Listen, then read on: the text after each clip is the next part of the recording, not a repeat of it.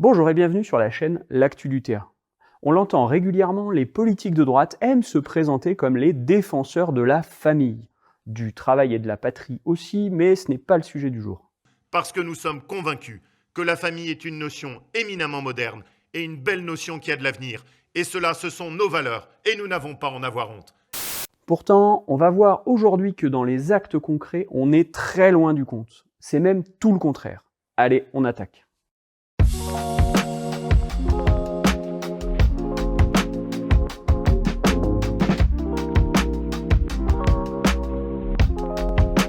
Commençons par poser le sujet du jour. Les lieux d'accueil parents-enfants, ou l'AEP, c'est quoi? Certains parents, comme Keltoum, se tournent vers les lieux d'accueil enfants-parents, les LAEP. Ce sont des lieux gérés par des communes, des intercommunalités ou des associations qui accueillent les enfants de 0 à 6 ans dans un environnement adapté et avec des professionnels du secteur. On n'est pas ici dans une crèche ou une garderie, mais dans un espace où on peut prendre du temps avec son enfant et d'autres parents hors du temps. Des lieux ressources pour la petite enfance qui participent de l'apprentissage à la socialisation pour les petits et permettent aux parents d'avoir une écoute et des conseils. D'avoir un lieu convivial en fait pour les parents et pour les enfants, un lieu de découverte et d'apprentissage en fait pour les enfants, d'apprentissage des relations sociales en fait et pour le parent aussi de pouvoir échanger avec d'autres parents.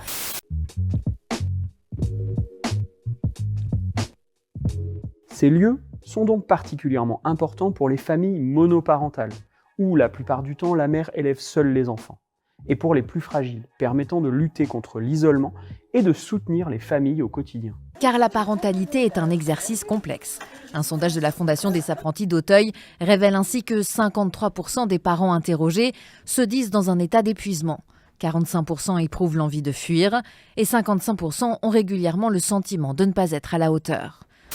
En Isère, plusieurs milliers d'enfants y sont accueillis chaque année dans la cinquantaine de l'AEP qui maillent le territoire. On peut estimer qu'entre 10 et 15% des familles y passent à un moment donné, alors que ces lieux sont pourtant assez méconnus. Un LAP, c'est un lieu d'accueil enfants-parents, c'est-à-dire que c'est un lieu qui est ouvert aux parents, quelles que soient les origines, quelle que soit la classe sociale. C'est un lieu accessible à tous. Citons une bénévole qui témoignait dans le Dauphiné libéré du 9 juillet dernier. Ici, c'est un vrai lieu de mixité sociale, de lutte contre l'isolement de certains parents, un lieu de répit. Des femmes seules nous ont dit que la marelle les avait sauvées. Elles viennent se protéger ici de leurs compagnons violents. Nous assurons aussi une mission de protection de l'enfance. Ce sont ces lieux ressources que la politique de la droite départementale menace aujourd'hui. On va voir ça ensemble. Mais avant, on vous invite à soutenir notre travail en mettant un pouce bleu, en partageant cette vidéo autour de vous et en vous abonnant à la chaîne pour ne pas rater les prochaines sorties.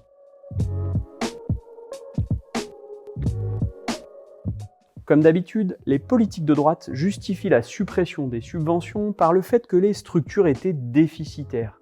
Sauf que, en réalité, cette suppression pour 2026 arrive après plusieurs années de réduction continue. Comme le dénonce la gauche, entre 2022 et 2025, le budget alloué au soutien à la parentalité a été progressivement diminué de 70%. Quand j'évoque le tissu associatif et les 1,4 million d'euros de désengagement du département, il s'agit de l'enfance. Les associations, dans le secteur de l'enfance, au sens large du terme, c'est moins 900 000 euros. La droite se retranche vers le fait que la compétence petite enfance serait portée prioritairement par les communes, alors que celle de la protection de l'enfance relève bien des attributions départementales. Le problème, c'est que demander aux communes de reprendre intégralement la main, dans un contexte de baisse des dotations, c'est encore une fois amplifier les inégalités territoriales. Pendant ce temps-là, d'autres lignes budgétaires continuent d'augmenter. On vous rassure ou pas? Parce qu'il y a certaines aides du département qui continuent d'augmenter. Celles au patrimoine privé.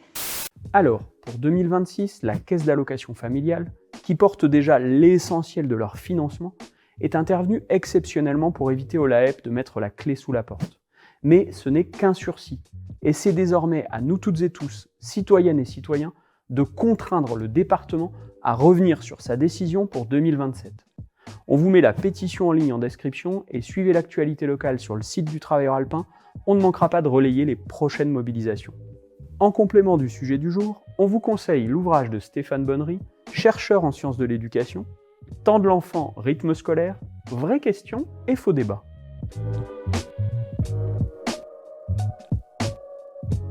Dans ce précis édité par la Fondation Gabriel Péri, celui qui dirige aussi la revue La Pensée revient sur les vrais enjeux autour de ces questions et éclaire d'une lumière crue les réelles volontés de la droite gouvernementale quand elle parle rythme scolaire pour abaisser toujours plus le niveau d'enseignement délivré à nos enfants. Voilà, on tenait à terminer l'année avec cet épisode, parce que pour bon nombre d'entre nous, on va passer les prochains jours en famille, et c'était important de causer politique familiale. Sur ce, passez de bonnes fêtes et rendez-vous en 2026.